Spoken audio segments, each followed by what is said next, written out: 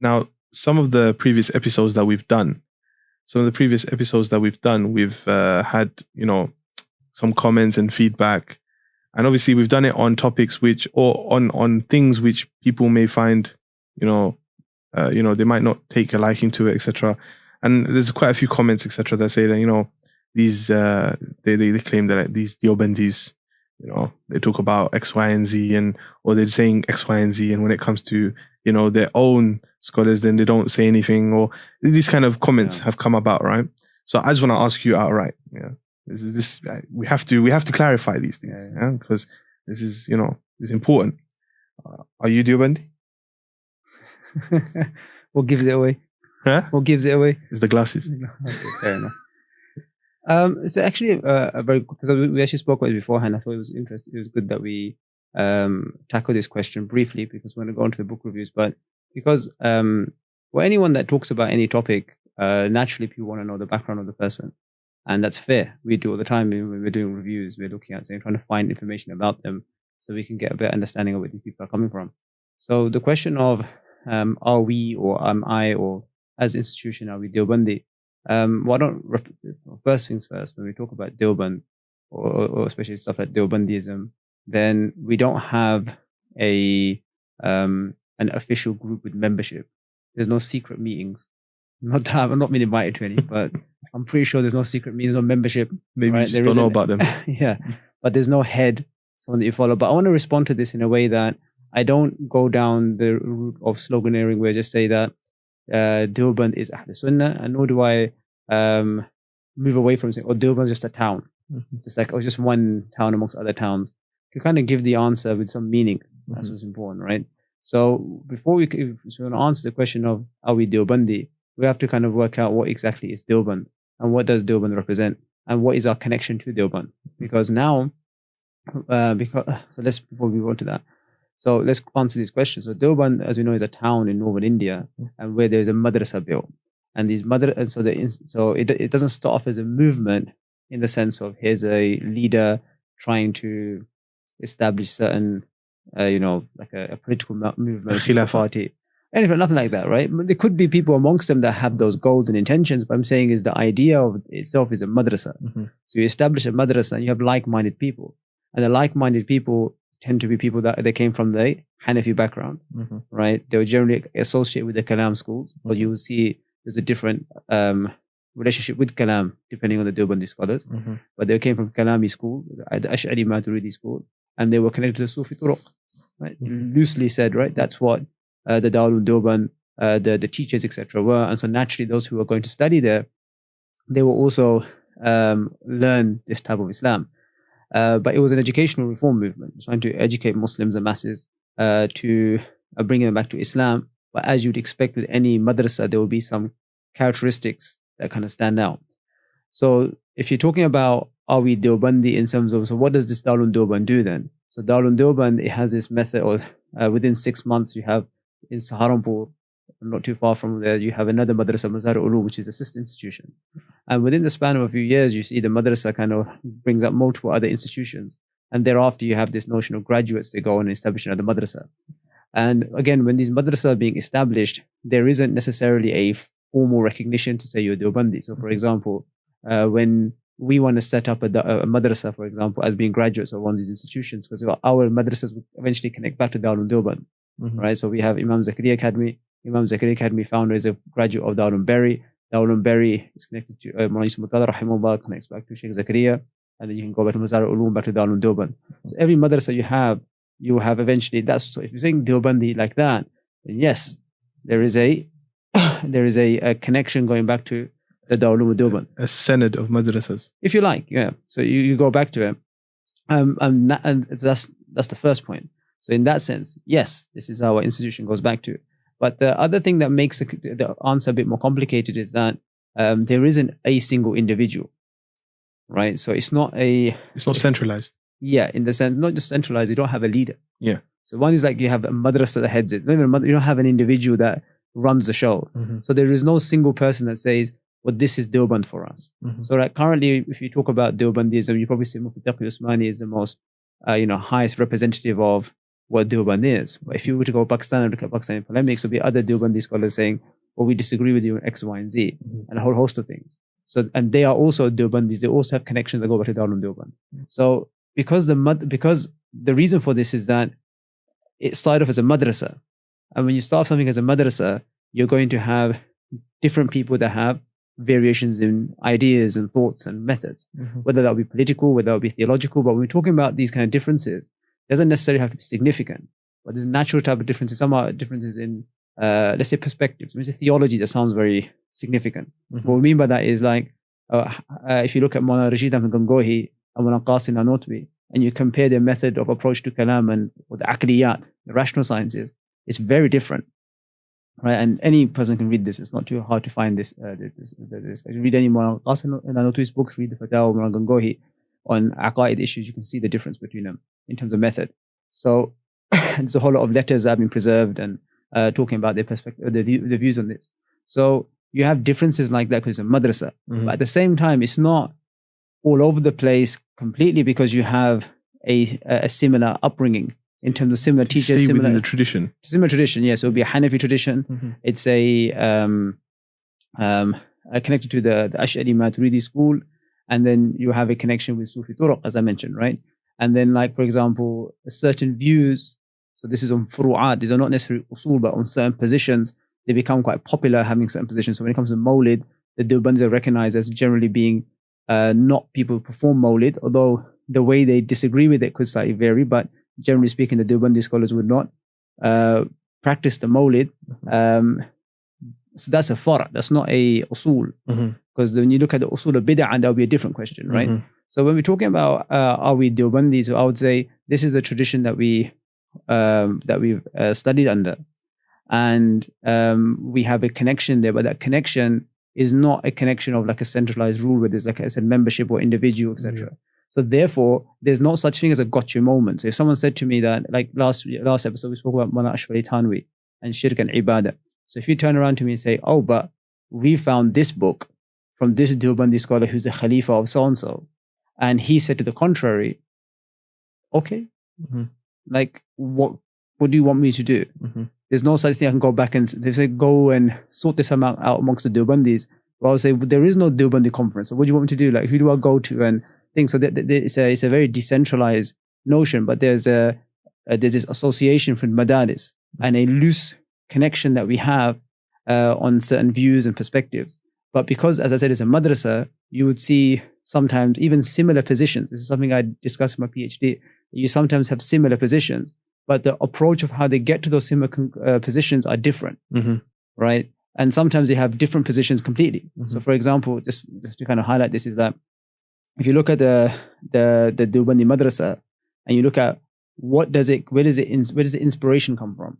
So one of the key inspirations of the madrasa Deoband, as the senior Deobandi scholars or those who in Darul Deoband would claim, is from Shah Waliullah. But then Shah Waliullah's approach to Hanafi fiqh and the issue of taqleed is very different to how the mainstream associates of Darul Deoband or those from Madrasa Deoband would be associated with. So that straight away you can confuse the line. So if I come across today and I say, well, if Darul Deoband is representative of Shah Waliullah, then I'm going to take on Shah Waliullah's approach, and that's the Deobandi approach. And there's precedent for this as well for people doing this. So it does complicate the picture. So when I say, are we Deobandi? We say, well, yes, that's where our madaris and that's where our nisbah goes to.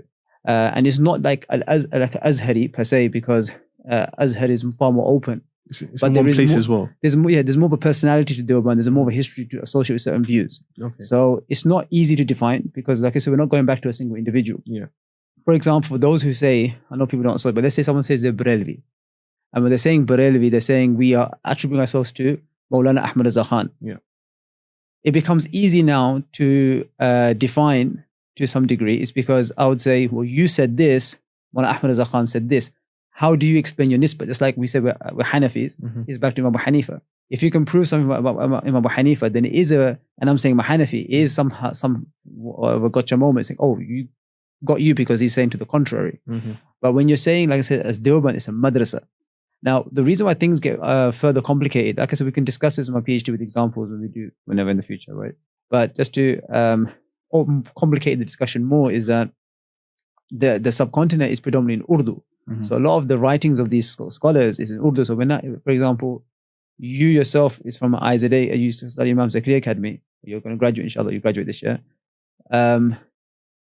You don't know Urdu, right? No. You can't read Urdu. No. So your connections, because of this, the global village we live in, you probably have very minimal connection with the senior Deobandi scholars. Munqati'. Exactly. Yeah. There's a gap between you and the Deobandi scholars, right? The senior scholars. So unless when you're reading hadith, you may be reading Faydul Bari, maybe, or Badul Majhood. But in terms of like their Sawani Hayat, like their life stories and the Malfuzat, some in Arabic, but generally speaking, your association is not going to be with those senior scholars. So what happens now is that in the West, not just West overall, because people have access to so much different scholars, you can be maybe studying in Darul Deoband while reading the writings of a Salafi Sheikh in Medina, right? We could be here in the UK and connection going back to these scholars, but we may be reading the books also. Like for example, if you're into Lugha, right, you may not be inspired by a Deobandi scholar, but you may be inspired by an Arab scholar that you like, or some scholar from somewhere else. So that would be your nisbah to that, which had been different 30 years ago, because you would be much more entrenched in the system. But because there's a language separation, a cultural separation now, these terms, when we say Deobandi, seems very distant. It becomes very distant for people. Yeah. So these kind of things need to be untangled. Yeah. So I'm not going to turn around and say, oh, Deoband is meaningless. It's just a town, right? And nor am I going to say that Deoband is X, Y, and Z. I think that the correct answer to this is somewhere in between. But you have to realize that the vagueness is because of the fact that it is a madrasa. It has teachers. And when you have different scholars, part of a madrasa, you're not going to get the same views. They're not going to be monolithic. Yeah, and it's not going to, you go to one madrasa itself, you're here studying here. Are you telling me each teacher is exactly the same? Of course not. No. Even in the same class, like our class, we have, like my own example, myself, I'm more into the naqliyat. For me, hadith is, I'm interested in my hadith studies, whatever. But then other students in the class are more into aqliyat. They like their rational sciences, they like their kalam, etc. And that's in the same class. And that's in every class. And then this can actually go into material differences as well. Yeah. Right. So you may have differences of opinion. So when we're talking differences, we don't have to talk about, we're talking about the foundations of Islam. We're saying differences in Masail, and then differences in who you're inspired by. And this is a natural result of madrasa. If there's a personality that we're following, that's different then. Because it becomes difficult to then change that. Yeah, because you have to then openly say that I disagree with the personality. So this is why I think it's a discussion that needs to be had in more depth. And it's something that this is what I mentioned, my PhD is on this topic in far more detail. But we can maybe discuss it in the future. But it's just to highlight that, yes, this is our tradition that where we studied from. These are the scholars that but like I said, a lot of the scholars that I read, because of the access we have to information and books, maybe a whole host of scholars on different backgrounds. So we're not restricted to maybe the madrasa as maybe people would have been 40, 50 years ago, because you're in the madrasa, these are your mashayikh, these are your kitabs you're going to read, and you're much more, and it's a language as well. So we're not going to read as much as Urdu, right? So because even though I can read Urdu, it's not going to be the books that I go to so much. So then again, there's that little distance. And I remember when I finished madrasa, I graduated, I hardly read Urdu at that time. So I couldn't tell you like a basic chronology of who the senior Deobandi scholars were. So despite us saying that we are connected to Darul Deoband or Deobandi in some degree, right? I could not give you a basic chronology of who came first, who came, when Imran Thamri passed away, when did this, what books did they write? I couldn't tell you any of that. And that was because it's not part of the madrasa itself. So that's when people say that, oh, you Deobandi said this, or your Akabir said this. They should realize that most students haven't got a clue who you're talking about. Me included. Yeah. So if I said to you, I go like, oh, did you know Maulana Manazi Ahsan Gilani, who predominantly wrote in Urdu, said, you all know who I'm talking about, right? And then even like Moran Gangohi, you hear names, but you've probably never read his fatwa, because most of the stuff is a lot of times that teachers will say names as references that this sheikh did this sheikh did this. And these are, I'm just mentioning the famous names. There's hundreds of people that are like the khulafa and those who come after, or mudarris in this place and teacher in Jami Farooqi, etc. And you don't have any connection because we don't go there, a lot of us. So because it was my effort as part of my dissertation, I learned much more about these names, but the average student has no idea. So when people say, oh, but your Deobandi scholar said this, it's like, well, what do you expect? It's a madrasa, is thousands of us and no one's dictating. So when you graduate, there's no one on your head saying, Do you agree with all these set views that we've said? Or how do you explain this ibarat in this book? How do you explain that ibarat in this book? And I'll be like, well, I've never read that book. It's not even part of my syllabus. We don't study that. I've never heard of it. Right? So people come and say, how do you explain this ibarat? For most people, you go to them and say, what ibarat? What are you talking about? What book is this? I never heard. Who's the author even? Right? You say, well, this person, I don't know who you're talking about. Yeah. So it's not, in essence, anything like it's a connection. It's a meaningful connection. Yeah. But it's not in the rigid sense of a movement with some sort of membership that people may see. Yeah. So that's why when we talk about groups, when we say stuff like Wahhabi, Deobandi, Barelvi, Ahli Hadith, Salafi, whatever terms you're using, Ikhwani, there's a whole host of terms we use. Each one has its nuance in how we define that. And for some, it's more easy than others. So when we talk about, let's say like Hizb ut-Tahrir as an example, Hizb ut-Tahrir has membership. Yeah. Right? So when we talk about Hizb ut-Tahrir, it's far more easier for me to know what we're talking about. So if you're a Hizb member, I can quite easily say, well, this is what your core texts have said. How do you respond to that? They can't turn around and say, I don't believe in that part of Hizb because it's a membership group. Yeah. You see, so you have core values. You're subscribing to those values. Exactly. But when you're talking about this Ahli Hadith, even the term itself is quite vague. The followers of Hadith. So that straight away would mean that your nisbah would be more vague and more open. Yeah. But when I say Wahhabi, if someone is saying they're Wahhabi, right? And they're saying they're restricted to Muhammad Wahhab, it's more restrictive because you've told us who your nisbah is to. Yeah. So that's exactly what we're talking about. Anyway, that's quite long, but you get that. Yeah. Just not everyone's going to be a part of a monolithic structure. Yeah. It depends on the nature of the group, I'm saying. Exactly. This is with Deoband, it's a madrasa. Yeah. So that's something that's very important to realize. And it doesn't mean that they don't have an identity. There's not views that they hold. I'm not saying that. But it's going to be a loose association. There's always going to be people that are going to be outside, and not just like one, two. There's been sometimes numerous people. And sometimes there have been significant differences of a whole host of issues. Yeah. And we can go through them. We don't have an issue. I don't want to go open up those kind of ones right now because that's not the purpose of today's podcast. Yeah. But it's just something to highlight. So people say to me, are you Deobandi or are we Deobandi? And then to say, well, no one's actually done this, but maybe they have, maybe not on the comments. I don't know, but people have said like, how do you explain this? I'm not at liberty to explain because I don't have any membership to this group, or nor have I said that I associate with or I ascribe to everything that this has been said. Yeah. Right? If it's there, if it's a mistake, okay, it's a mistake. What do you want me to do about it? That's the way it should be. Yeah. Just,